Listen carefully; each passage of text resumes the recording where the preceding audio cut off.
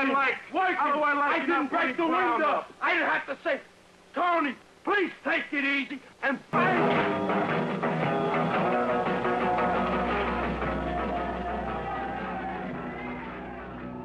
1958. Um dos primeiros programas de reabilitação de drogas é fundado nos Estados Unidos, em uma época que esse tipo de pessoa não tinha qualquer amparo do governo ou da sociedade. Em alguns anos conseguiu prestígio da população e da mídia, espalhou filiais por todo o país e pelo mundo. Seus métodos envolviam violência, ameaça, abusos, lavagem cerebral, métodos que acabaram influenciando a criação de toda uma indústria de instituições que existem ainda hoje. Tudo surgiu a partir do culto de Synanon.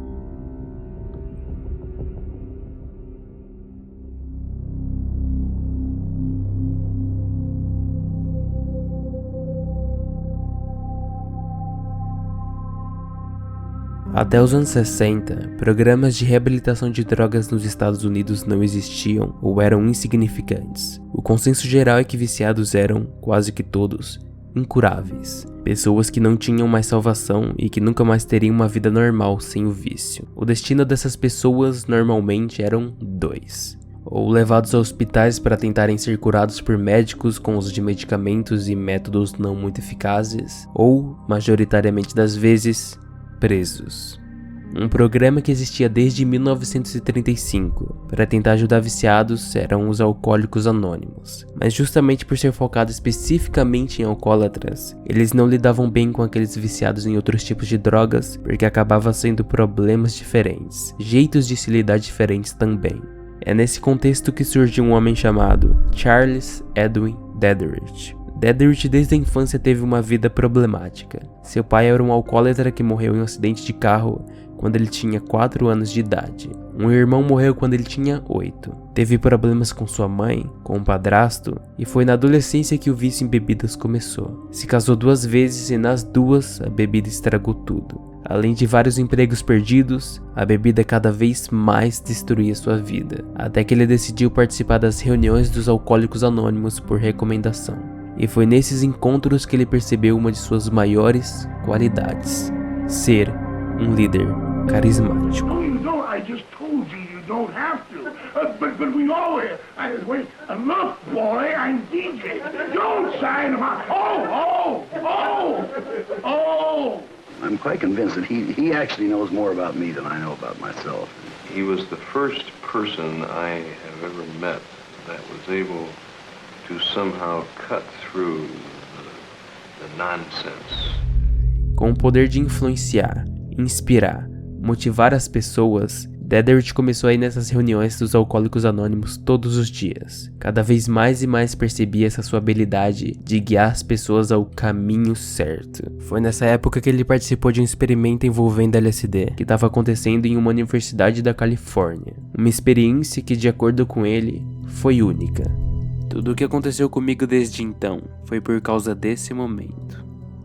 Nesse mesmo tempo ele começou a ler diversos livros sobre psicologia e filosofia. E, ao invés da ênfase em religião, igual os Alcoólicos Anônimos faziam usando o seu programa de 12 passos, ele decidiu nessas reuniões começar a ter um discurso mais psicológico e filosófico, mesmo não sendo nenhum expert. Isso foi algo que atraiu cada vez mais e mais pessoas. Elas estavam ali por ele e só por ele.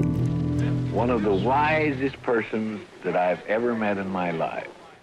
A partir daí começaram a acontecer reuniões por fora dos Alcoólicos Anônimos no apartamento do próprio Dedrick ou de outros integrantes, até que conseguiram membros e dinheiro suficiente para alugarem um espaço para esses encontros. E já que os Alcoólicos Anônimos não lidavam bem com os viciados em outros tipos de drogas, Dedrick decidiu acolher essas pessoas, e foi aí que veio sua decisão de criar o seu programa de reabilitação de drogas, uma instituição sem fins lucrativos chamada de Synanon. When a person comes into Synanon, we do not have on our hands a potentially violent person or a rebel at all. We have then a person that is looking for boundaries. He then is looking for someone to tell him what to do, isn't he? Com a comunidade se formando e todos começando a morar juntos, as duas únicas regras de Synanon era: sem violência ou ameaça, sem drogas ou álcool.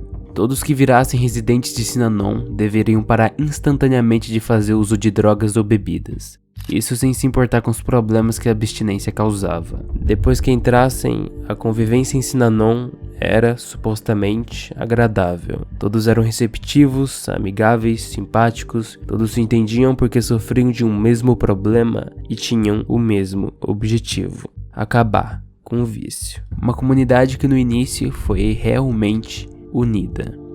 Mas, além disso, uma das peças fundamentais que sempre existiu dentro do programa de reabilitação de Synanon foi o chamado The Game.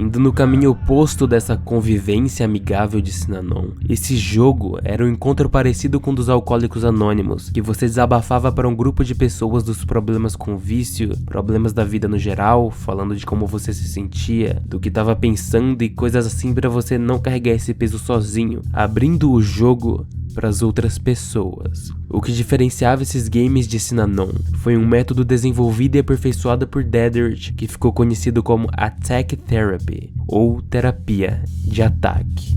Basicamente, depois de você se abrir, a intenção não era tentar fazer você se sentir melhor. Todos iam te julgar com a pura intenção de fazer você se sentir um lixo. As pessoas podiam te humilhar, te xingar, falar do que quisessem, da forma como quisessem, até falar da sua aparência, ou simplesmente inventar uma mentira sobre você, só pra provocar. Todos os membros eram influenciados a confessarem de tudo e podiam ser alvos de ataque por tudo também. Eles confessavam das coisas erradas que eles mesmos faziam, como cometer um crime ou ter fumado alguma droga, e eram ridicularizados e punidos por isso, principalmente se fosse uma quebra das regras. Aqueles que tentavam esconder algum erro do grupo eram denunciados pelos próprios amigos. Todo mundo de Synanon morava junto, então saber detalhes da vida um dos outros para contar no game não era algo muito complicado. Cada sessão dos jogos duravam horas e horas, e cada um que participasse em algum momento ia ser alvo de ataques vindo de todo o grupo, até que a pessoa conseguisse fazer com que outra fosse o novo alvo, ou seja, virando o jogo sobre outro participante. Ou se não conseguissem fazer isso, em algum momento a pessoa ia simplesmente quebrar. O mais incrível é que as pessoas de Synanon amavam o jogo de coração. Quando o game acabava, todo mundo ficava conversando e se divertindo, como se nada tivesse acontecido. Essa era a ferramenta de terapia de Synanon, que ocorria várias e várias vezes por semana e ajudou Dedrick em toda a lavagem cerebral que ele estava fazendo. O objetivo desses encontros era justamente quebrar o espírito, o emocional de uma pessoa por completo, por meio desses ataques e abusos logo depois dela se abrir, para que assim conseguissem se tornar mais fortes e melhorarem como pessoa, pelo menos na visão de quem supostamente apoia esse método para ajudar alguém.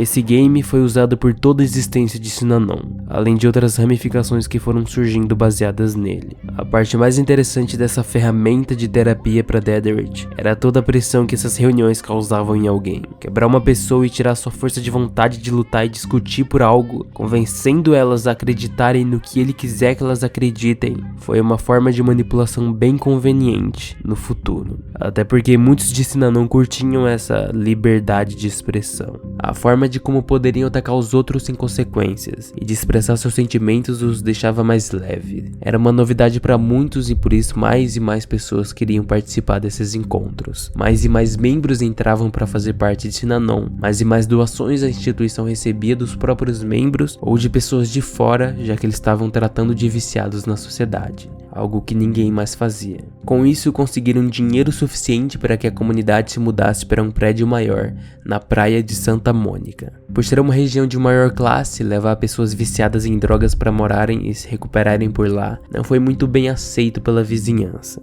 As pessoas em volta temiam que isso trouxesse muitos deles para a área e acabasse piorando a qualidade de vida da região, deixando ela mais perigosa, mais suscetível a crime e coisas do tipo.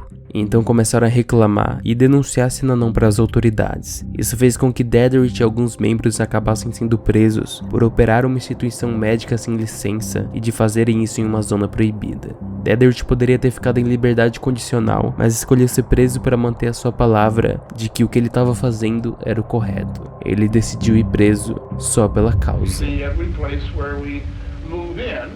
The neighbors all storm the city council and say, "Here come the dope fiends. They're going to sack the city." Essa convicção dele o fez ser aclamado pela população e pela mídia, que começou a publicar de uma informação extremamente duvidosa dada pelo próprio Dedrick, que 80% dos viciados, tratados e graduados em Synanon eram curados. Dedrick ficou preso por menos de um mês. A pressão geral ficou tão grande que o então governador da Califórnia assinou um projeto de lei garantindo direitos de instituições como Synanon conseguissem operar sem uma licença, já que não usavam de medicamentos e nem nada do tipo. Ou seja, não eram considerados uma instituição médica, apenas um programa de reabilitação de drogas. Isso acabou deixando Synanon cada vez mais intocável e acima da lei. What Synanon is by stating rather flatly what it is not.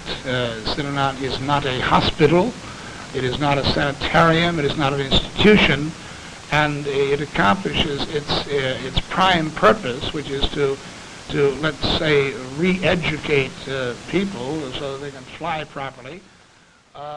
Agora, com a fama obtida por toda a divulgação desse caso, doações de todo o país chegavam nas mãos de Dedrick. Synanon começou a ficar tão grande que se tornou até mesmo uma comunidade que não era mais apenas focada em seu programa de reabilitação. Eles começaram a aceitar pessoas que sequer eram viciados, mas que queriam só uma vida em alguma comunidade diferente. Uma comunidade alternativa em que as pessoas eram receptivas, a convivência era boa, a liderança de Dedrick era de se idolatrar, os games de Synanon te transformavam em uma pessoa melhor. Toda essa propaganda de Synanon atraiu muita gente. Para se ter uma noção, Synanon já estava tão conhecido e tão aclamado que em 1965 fizeram um filme sobre a instituição.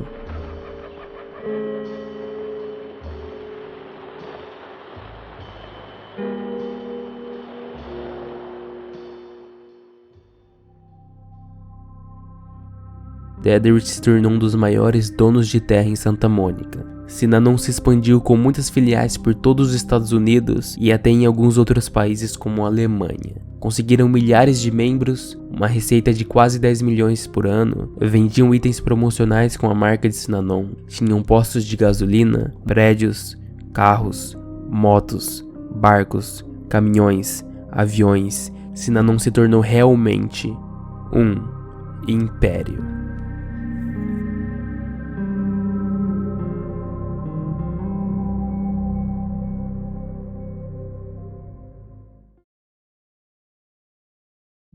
Por causa de toda essa fama de Synanon ser uma comunidade alternativa, famílias inteiras iam morar ou se formavam lá dentro. Realmente era um bom lugar para, por exemplo, uma mãe solteira sem muitas condições e morar lá tentando melhorar sua qualidade de vida e a do filho nos anos 60, 70 nos Estados Unidos. O único problema é que em Synanon, as crianças eram obrigatoriamente levadas para morar em um lugar separado dos próprios pais. E as grávidas de Synanon também eram levadas para esse lugar até que o filho nascesse, mas assim que ele completasse 6 meses, ela tinha que deixar o bebê lá sendo cuidado, educado, criado por outras pessoas escolhidas especificamente para isso.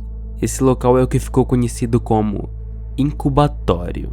As crianças do incubatório viviam nesse senso de coletividade desde pequenas, com Dedrick tentando fazer com que a individualidade de cada uma delas fosse suprimida. Ele só deixava os pais visitarem os filhos poucas vezes no mês, e aqueles que queriam visitar mais vezes não eram bem vistos, muitas vezes xingados. As crianças nem tinham tanta consideração para chamar os pais de pai ou mãe. Eles chamavam os pais pelos nomes deles. Não só isso, como desde os 4 anos de idade elas participavam dos jogos, onde eram ensinadas a não esconder nenhum segredo da comunidade e nem dos amigos, já que quem saía na vantagem era justamente quem contava os erros e as mentiras dos outros. Até as escolas que as crianças frequentavam eram feitas por Sinanon, e tinha aqueles que nem iam pra escola. Era desse jeito que Deddart manipulava a criação delas da forma como quisesse, que nem os pais iam impedir. Our dumb parents won't let their children alone. Of course, the one thing is, they're not their children. They're mine. Deddart queria que essas crianças se tornassem pessoas sem senso crítico, servindo Sinanon até depois da fase adulta, e tudo estava a favor dele para que isso acontecesse. Só tinha um pequeno inconveniente. O método de Sinanon era falho.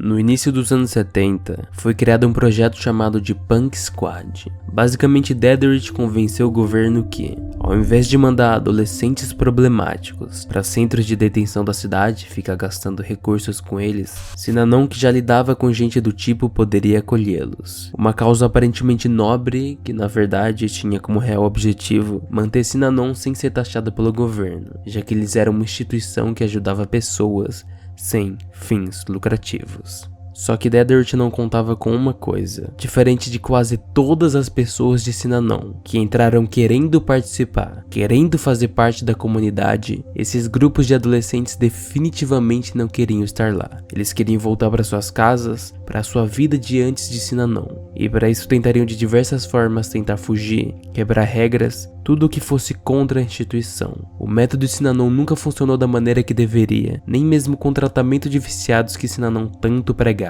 A afirmação dita por Deddart, que 80% dos viciados graduados em Sinanon largaram o vício, nunca foi confirmada.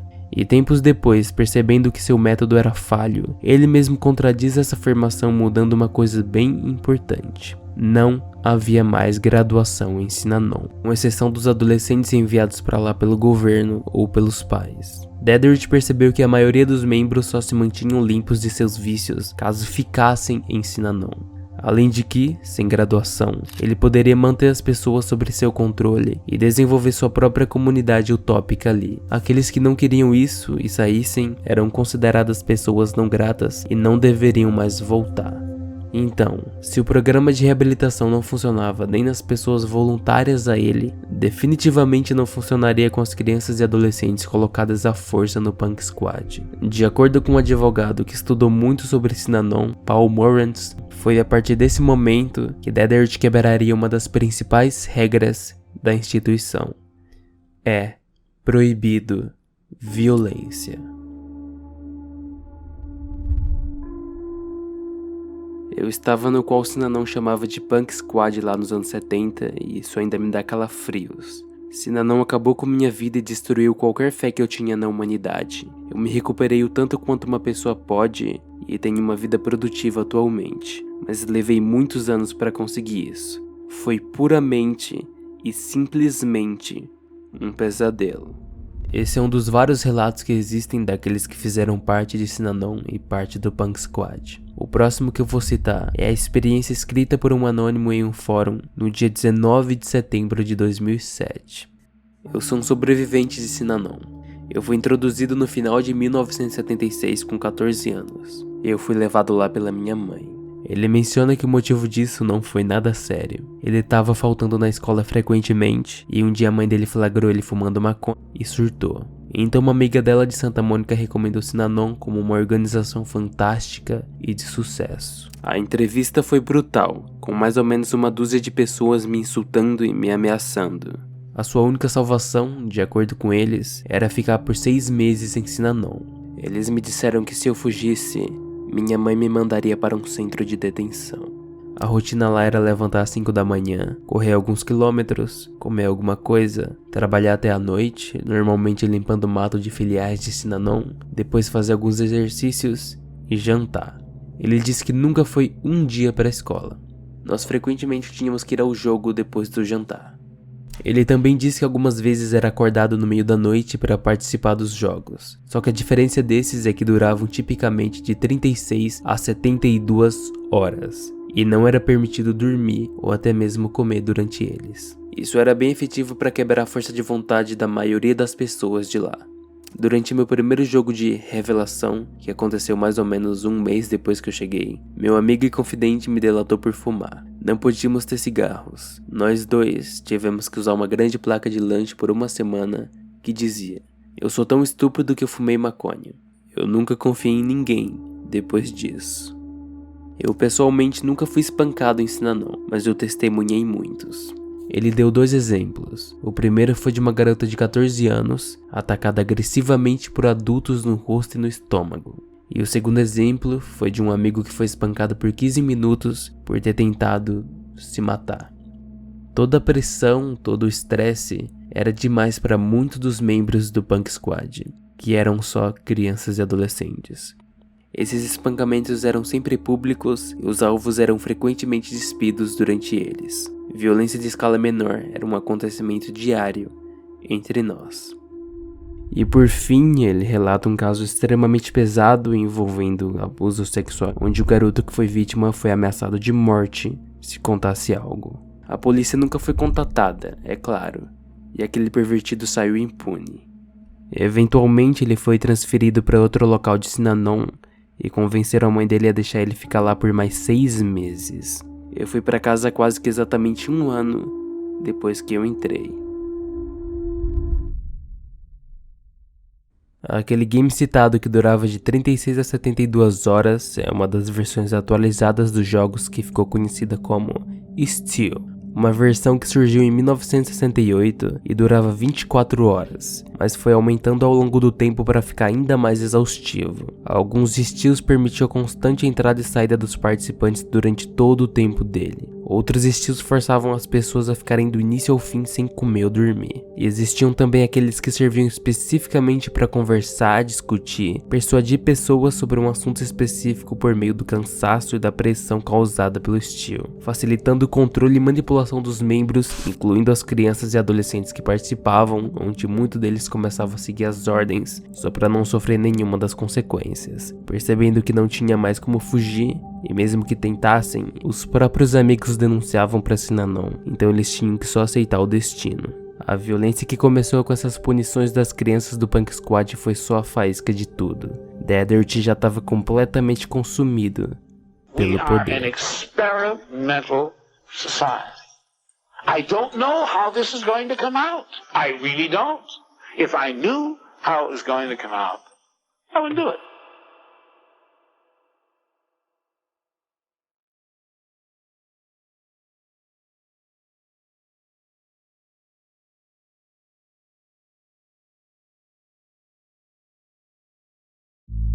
Praticamente toda a força de trabalho da empresa Sinanon, como os postos de gasolina e serviços nas filiais, eram feitas, obviamente, por residentes de Sinanon. Grande parte recebia um salário de apenas $50 por mês. Enquanto isso, Deathert ganhava um pouco a mais. Em 1977, Deathert estava recebendo um salário anual de $100 mil e recebeu um bônus de pré-aposentadoria de $500 mil. Tudo isso sem pagar nenhuma taxa. Definitivamente Deathert queria que continuasse desse jeito. Então, além da criação do Punk Squad para manter isso, em 1974 Sinanon se declarou uma religião, a Igreja de Sinanon. Please let me first and always examine myself. Let me be honest and truthful. Let me seek and assume responsibility. Let me understand rather than be understood. Let me trust and have faith in myself and my fellow man. Let me love rather than be loved. Let me give rather than receive. Deathert se tornou um deus para os membros fiéis, intocável pelo governo, com uma legião de pessoas que fariam qualquer coisa pela instituição e por ele, ignorando completamente a regra de não violência. Foi assim que ele decidiu criar um grupo paramilitar, os Imperial Marines. Com um valor gasto de mais de $300 mil em armas, esse grupo seria os responsáveis por, supostamente, proteger Synanon de seus inimigos, jornais e ex-integrantes de Synanon, que tentassem avisar das coisas erradas que aconteciam lá dentro, advogados e seus clientes que entravam na justiça por causa de atos criminosos cometidos por eles. Basicamente qualquer um que falasse ou fizesse algo contra Synanon eram ameaçados, ameaçavam a família ou mandavam dar um susto na pessoa, entre outras formas de violência.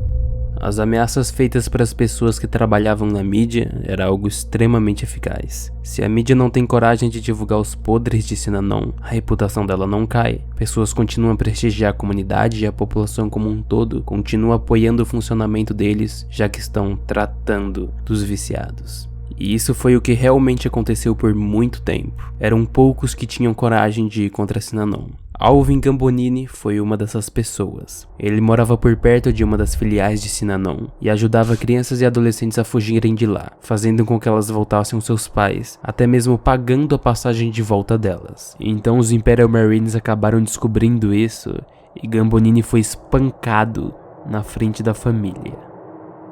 3 homens vieram e começaram a socar e aterrorizá-lo por 1 hora, enquanto sua esposa e filhos gritavam. 2 deles só pagaram uma multa e o outro foi preso por 15 dias. Dedert podia fazer o que quisesse e nada acontecia. Nem a opinião dos próprios membros de Synanon importava mais. Sabia que muitos membros acatariam tudo que ele ordenasse. Quando Dedert tomou a decisão de parar de fumar, ele mandou que todos também parassem, e então foi proibido os cigarros em Synanon. Now is the time to quit smoking. Quando Beth, a esposa de Dedert, ficou com diabetes, ele decidiu que ninguém mais em Synanon podia comer açúcar ou consumir qualquer comida que tinha açúcar. Now is the time to quit using sugar. If you don't like it, beat it.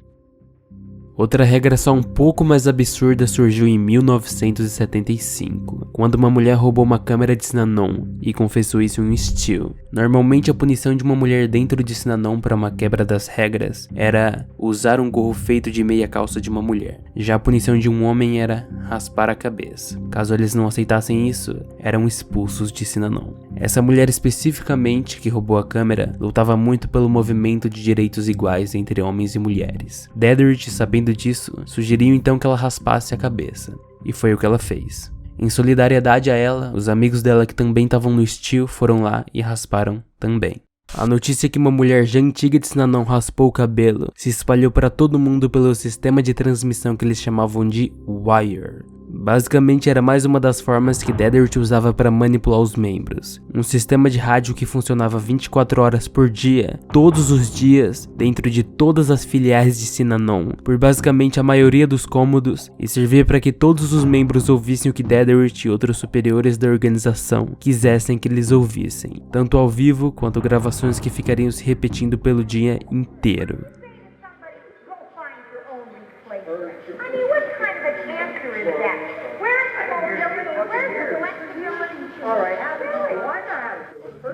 Uma forma bem simples e efetiva de manipular e fazer a lavagem cerebral nas pessoas, como o grande irmão que ele era.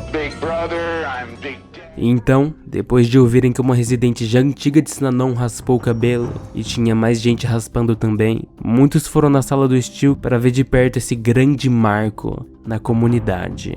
Dentro de alguns dias, dezenas, centenas de homens e mulheres rasparam o cabelo, ou por efeito manada, ou foram persuadidos por outros membros a aceitar. Foi a partir dessa situação que Dedert decidiu que raspar o cabelo seria outra obrigatoriedade de quem quisesse continuar sendo membro de Synanon. 2 superiores me persuadiram a sentar na cadeira e alegremente rasparam meu cabelo. Lembro de mim sem cabelo grudado no travesseiro naquela noite no meu dormitório em Oakland e acordei na manhã seguinte com frio e horrorizada. Ela também fala que, quando passamos a usar macacão o tempo todo, as coisas iam de mal a pior para mim. Por muito tempo, a identidade dos membros de Synanon era vestir um macacão e ter o cabelo raspado. Independente do que as pessoas achassem, se Dedert queria, iria acontecer. Pra se ter uma noção do quão longe isso tava chegando, outra versão que surgiu dos jogos consegue ser pior do que o estresse contínuo das longas horas e dias que o Steel causava. Essa versão foi batizada de Trip. Assim como foi falado antes, quando Deddart participou de um experimento controlado de LSD, de acordo com ele, foi a experiência única mais importante de toda a minha vida. Com base nisso, Deddart teve a brilhante ideia de tentar recriar essa experiência que ele teve, só que nos outros. Basicamente o conceito era recriar uma viagem psicodélica sem o uso de drogas, com o auxílio dos jogos que já aconteciam em Synanon. Assim como o Steel, as trips duravam dias, mais especificamente 3 dias, e diferente dos outros jogos, elas eram bem organizadas. Os participantes eram recebidos em uma sala por pessoas vestidas em longas túnicas brancas e com tipos de estolas diferentes para indicar os cargos daqueles que organizavam essas trips: os guias, os pastores, os condutores da trip e os diretores de Synanon, como o próprio Deddart. Os participantes depois também teriam que colocar a túnica branca e tirar qualquer objeto ou coisa que apresentasse uma imagem exterior, como relógios, pulseiras, maquiagem e coisas do tipo. Os guias eram aqueles que lideravam o que eles chamavam de sessões de compressão.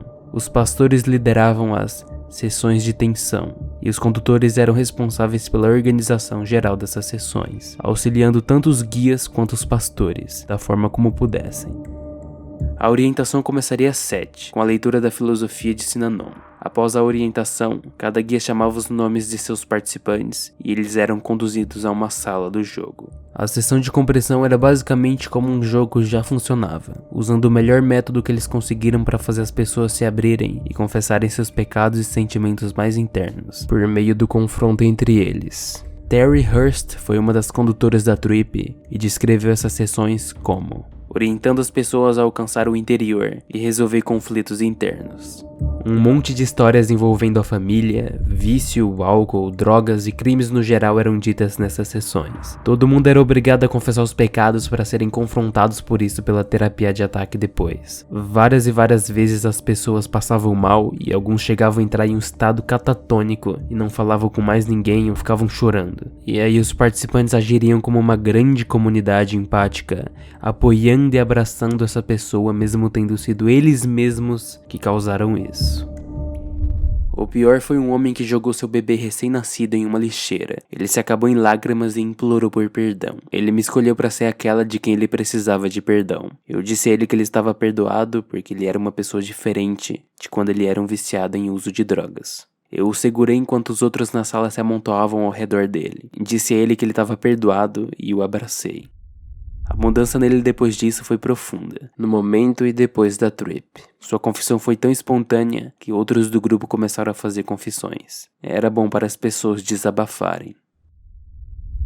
Já as sessões de tensão serviam como um descanso das sessões de compressão. Podia ter música, atividades envolvendo arte, jogos de confiança e por aí vai. Os pastores que cuidavam dessas sessões também tinham como objetivo observar e informar os guias caso os participantes tenham feito as atividades, se foram amigáveis ou ficaram isolados dos outros do grupo. Cada uma dessas sessões duravam 4 horas e aconteciam de maneira intercalada entre elas, até o final do 3º dia, com exceção de um evento específico que acontecia na madrugada do 2º dia, que ficou conhecido como a Witching Hour, a Hora das Bruxas.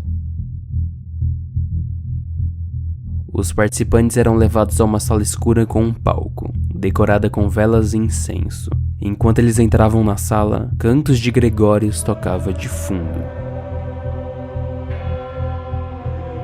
Os pés dos participantes eram lavados e por causa disso muitos se sentiam não dignos dessa experiência e choravam de tanta emoção.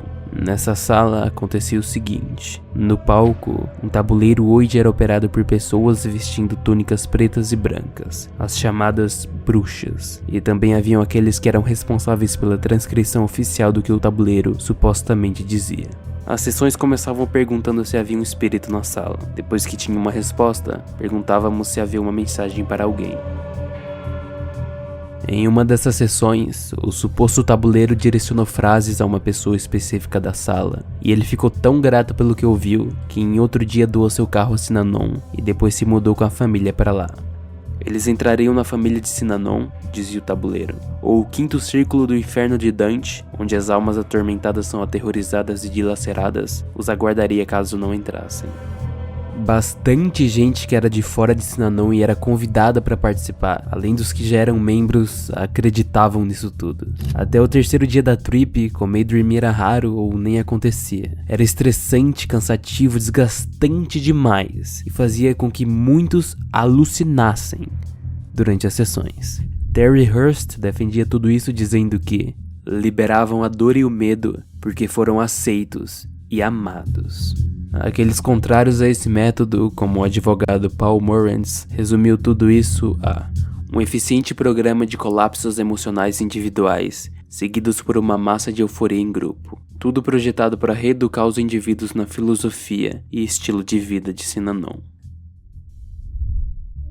No fim de tudo, o grupo de pessoas que participaram eram liberados a um salão com um monte de integrantes de Synanon, amigos e família que os esperavam para abraçar, dançar e festejar por tudo aquilo que eles passaram durante esses 3 dias. Muitos agradeciam e chegavam a dizer que amavam os funcionários que fizeram toda a trip acontecer. Para Dedrick, sua missão de replicar a viagem psicodélica que mudou a sua vida estava concluída. Mas a loucura não acaba aqui. Em determinada época, Dedrick percebeu que educar, alimentar, criar crianças no geral era muito caro. Não havia lucro e quando elas chegavam aos 18, as crianças agora adultas simplesmente saíam de Synanon. Então, como uma continuação do incubatório, ele simplesmente decidiu que não era permitido ter mais filhos em Synanon. Mais especificamente, as ordens eram: homens deviam fazer vasectomia e as grávidas deviam abortar.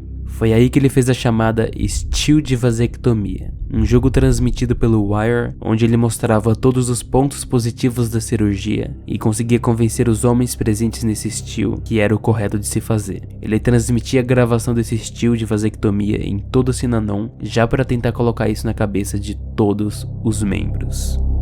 7:45, you're listening to Gaming and the Vasectomy Stew. How's that for a name?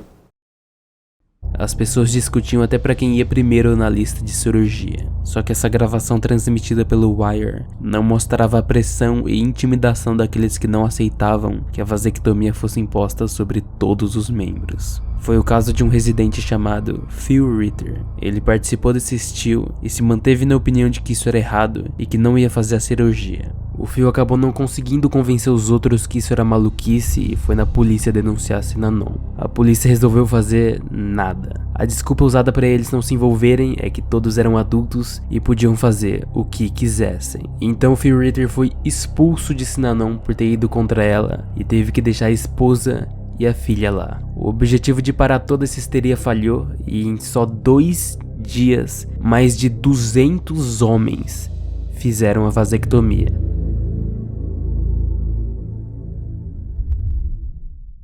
The thing that I feel the worst about in Synanon in 6 years was there were a number of people who were already pregnant, expecting to have their babies in Synanon.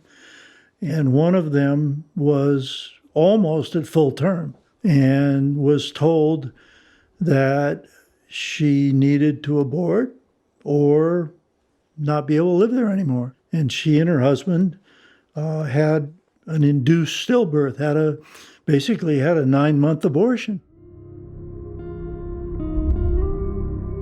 Diversas outras regras sem noção foram sendo aplicadas por Dedrick. Quando a sua esposa, Beth, morreu em 1977, não só pouco tempo depois, ele já se casou com outra dentre mulheres de Synanon que se candidataram para ele, como também tomou a decisão de que todos os casais de Synanon deviam se separar e ficar com outros parceiros escolhidos a dedo por ele. Essa troca de parceiros se repetiria a cada 3 anos. É o que ele chamou de Changing Partners. Muitos estavam desistindo e saindo de Synanon por causa de todas essas mudanças extremas, violência e situações absurdas acontecendo dentro dela.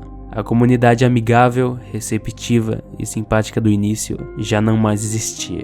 Um culto liderado por um lunático. Era isso que Synanon tinha se transformado. Além dos que saíam, também haviam aqueles que queriam tirar seus parentes, filhos, irmão, marido, esposa, aqueles que queriam ver os filhos que Synanon não deixava ou sequestrava, crianças que fugiam e aqueles que ajudavam elas e outros membros de Synanon a fugir, todos eram considerados inimigos de Synanon. Foi então que começou o que Dedrick declarou como Guerra Santa.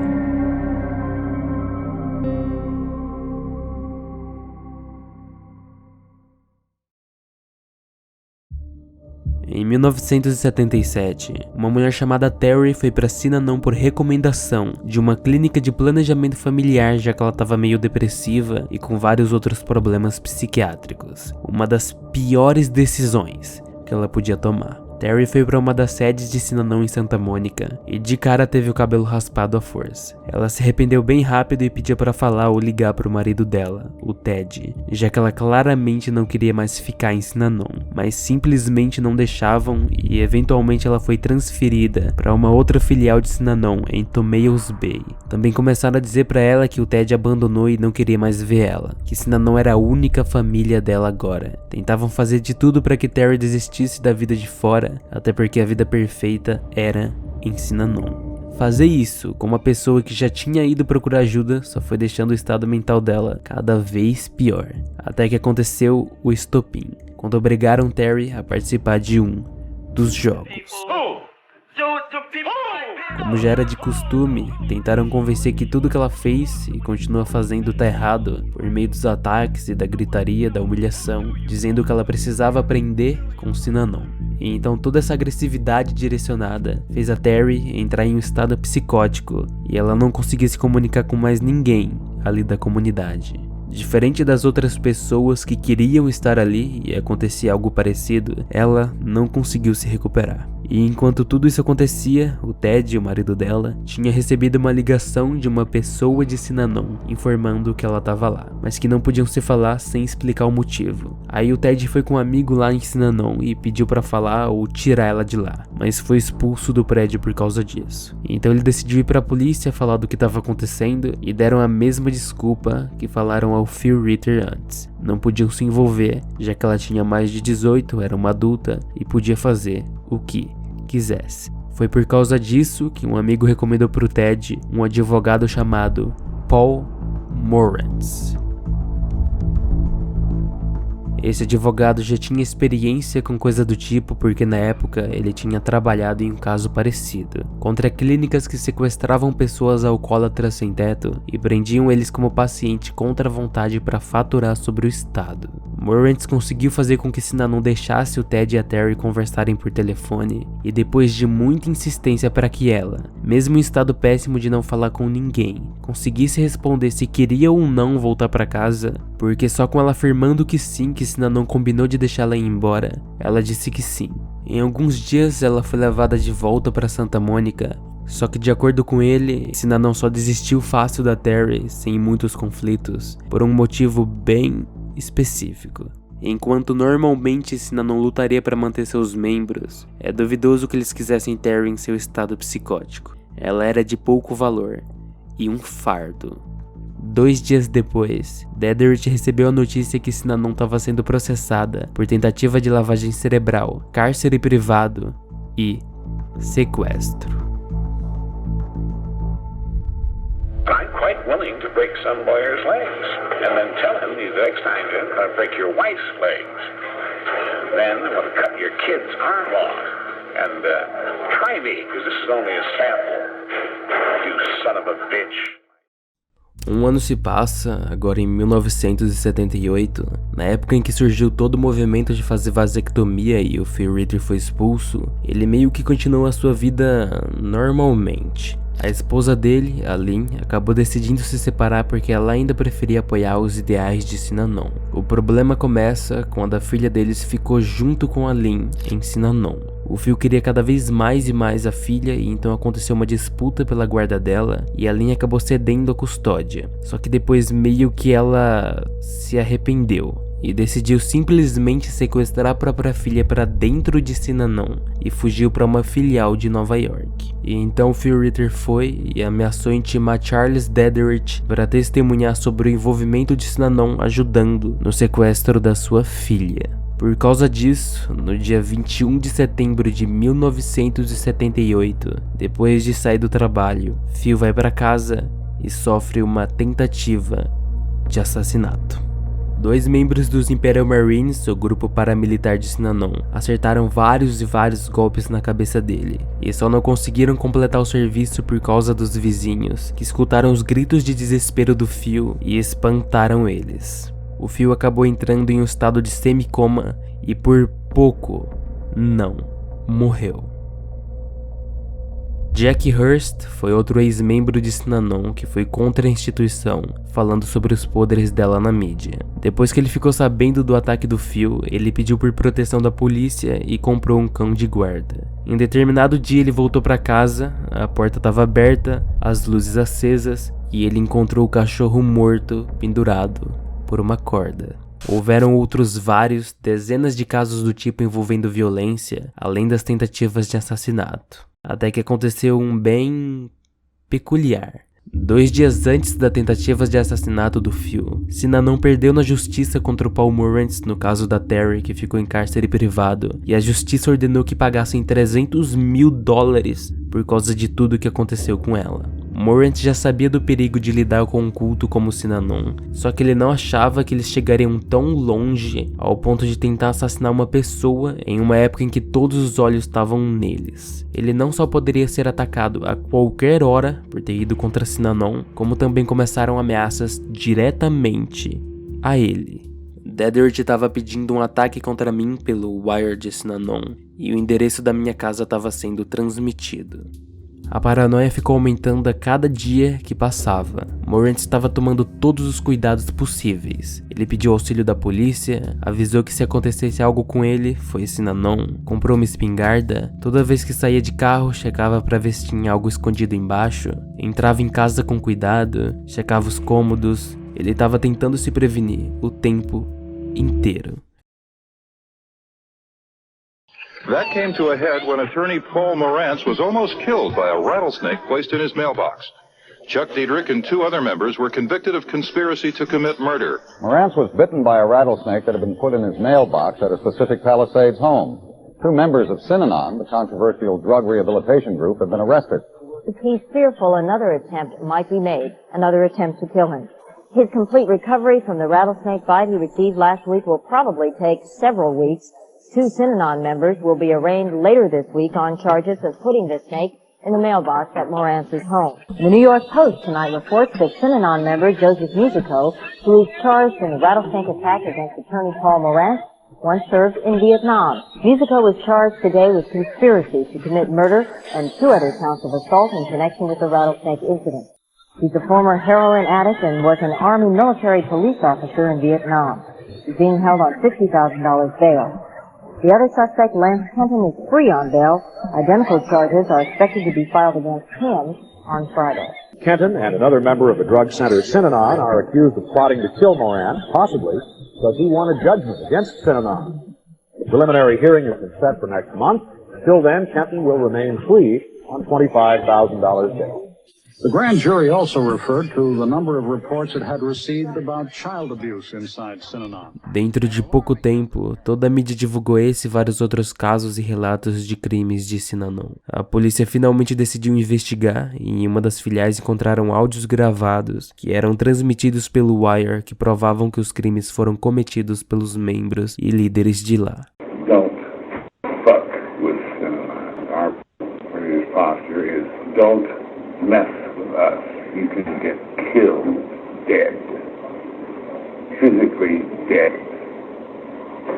And we're going to crack some bones and we're going to react to all aggression toward us.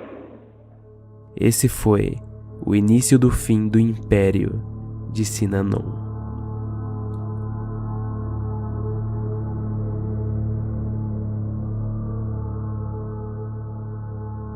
Charles Edwin Dedrick foi preso no dia 2 de dezembro de 1978 e ele foi encontrado bêbado. Por alguém que tinha como objetivo inicial acabar com o vício de outras pessoas, ele sequer conseguiu acabar com o próprio vício. Ele foi sentenciado a pagar uma multa de $10 mil e a pegar só 5 anos de liberdade condicional, concordando em renunciar totalmente de ser o líder de Synanon e de qualquer tipo de poder dentro dela. Essa foi a única punição dele depois de tudo que ele cometeu, e ele morreu anos depois por insuficiência cardíaca. Synanon continuou tentando se manter sem o líder carismático deles. Os membros ainda idolatravam e veneravam Dedrick e estavam tentando voltar para o objetivo inicial da organização, que era ser um programa de reabilitação de drogas. Só que em 1982, Synanon perdeu a isenção de taxas que nunca deveria ter tido porque foram acusados de violência, ameaça e terrorismo. E em 1989, o Serviço de Receita dos Estados Unidos declarou que eles estavam devendo 17 milhões de dólares em taxas para o governo. Por causa disso, Synanon declarou falência e 2 anos depois, em 1991, finalmente fechou de vez. Ou pelo menos era para ter fechado. Em 1971, uma filial de Synanon foi fundada em Berlim e está funcionando até hoje. Na página Sobre Nós do site deles, eles dizem que a comunidade Synanon é uma associação na qual viciados e pessoas em risco de dependência convivem sem drogas, álcool, tabaco ou outras substâncias viciantes e sem crime e violência. Todos os membros da comunidade Synanon podem participar regularmente das discussões internas do grupo, que acontecem várias vezes por semana e se concentram no tema de vícios e sobriedade e como lidar com isso no dia a dia. Cada membro de Synanon deve se esforçar para ser honesto consigo mesmo e com os outros, e o interesse sincero em todos os outros residentes da comunidade de Synanon. Essa descrição deixa claro que as regras eram as mesmas do início de Synanon, e alguma versão dos jogos também acontecem nessa filial. Não necessariamente é baseada na terapia de ataque, mas acontecem. Pelas fotos, ninguém parece ser obrigado a raspar o cabelo, nem nada distópico do tipo. Para quem tiver curiosidade, existe um canal deles que não posta vídeo há 3 anos, só que obviamente tá tudo em alemão. Há muitos relatos sobre Synanon pela internet de gente que era um membro de lá e é viva até hoje. Existem aqueles que sentem saudades de tudo que viveram, mesmo sabendo de todos os crimes cometidos dentro dela, ou os que sentem falta da época de Synanon antes de ter se tornado um culto. E muitos que foram traumatizados e ainda são por tudo que sofreram do tempo que passaram lá. Mas fora isso e a filial de Berlim, o que Synanon realmente deixou para trás foi o que ficaria a ser conhecido como Tough Love. A ideia que punição pode ser terapêutico influenciou dezenas de cultos parecidos com Synanon por todo o mundo, desde aqueles focados em reabilitação de drogas, como também as escolas especiais para alunos problemáticos, como a chamada Elan School, um dos internatos mais conhecidos lá fora, por terem sido extremamente abusivos e traumatizarem centenas de crianças e adolescentes, assim como o Punk Squad fazia, e na verdade devia ser pior ainda. Synanon foi o precursor de todas elas. Vários ex-membros de Synanon criaram suas próprias instituições, baseadas em métodos que eles viram enquanto viviam lá. Algumas funcionam até hoje. Uma delas é a Daytop Village, que surgiu em 1963 e foi provavelmente a primeira fundada por um ex-membro de Synanon e também a começar a usar os métodos dela. Essa organização foi liderada no início pelo Jack Hurst por um tempo, só que em 1964, um graduado de Synanon chamado David Date entrou como funcionário e dentro de alguns anos virou o líder da comunidade. Com isso, uma das pessoas que ajudou a financiar a Daytop, o Daniel Casrell, falou que a instituição da liderança do David se tornou um tipo de culto, assim como Synanon tinha se transformado, e tirou o David do cargo de líder. Sinto pena das crianças que sofreram lavagem cerebral, que ouviram que Dave é Deus.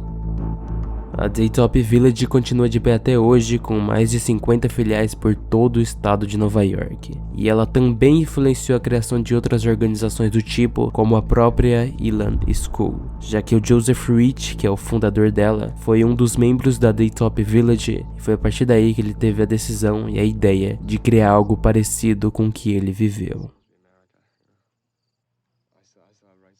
SeeDo foi um outro programa de reabilitação de drogas que surgiu em 1967 baseada nos métodos de Synanon. Foi fundada pelo casal Mel e Bridget Wasserman, e essa organização focava em ser um internato para jovens entre 16 e 25 anos de idade. Até o nome colocado é uma homenagem ao Charles Edwin Beveridge. Em 1968, SeeDo estava operando com uma equipe de não profissionais e recebendo dezenas de adolescentes. O Wasserman e sua esposa assumiram o papel de pais da família.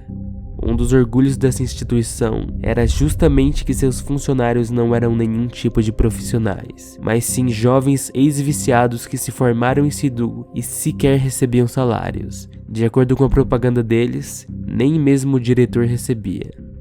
Várias filiais de Sidhu foram sendo fundadas por todos os Estados Unidos até sua falência em 2005 por problemas financeiros. Mas o que verdadeiramente ajudou a trazer a sua ruína foram as várias acusações de abuso e violação de direitos que aconteciam dentro desse culto. Cenicor Foundation, Phoenix House e muitas outras são exemplos de instituições fundadas por ex-membros de Synanon, além de várias outras que surgiram inspiradas indiretamente nos métodos de Tough Love e seguiram totalmente, parcialmente, que pioraram ou melhoraram esse método. Foi a partir de Synanon que começou todo esse fenômeno de reabilitação de drogas pelo mundo todo. Os métodos criados nela ainda afetam milhares de pessoas de tanta influência que ela teve nos outros cultos que foram criados. Cada um desses cultos daria para fazer um vídeo separado de 1 hora cada, fácil. E mesmo com tanta influência e tanta desgraça que Synanon causou, ela foi sendo raramente lembrada ao longo do tempo, mesmo tendo sido um caso tão grande no final dos anos 70. Ela já foi até citada como um dos maiores cultos que os Estados Unidos já viu. It was a really big story. It occupies the headlines of newspapers and magazine features from its conception in 58 to its end in 1991. When they tried to kill me, it was the biggest story in the country. É por isso que, de acordo com Paul Morantz, provavelmente a pessoa que mais se dedicou a pesquisar e estudar sobre tudo que envolvesse esse culto, Synanon foi. The cult that time has forgotten.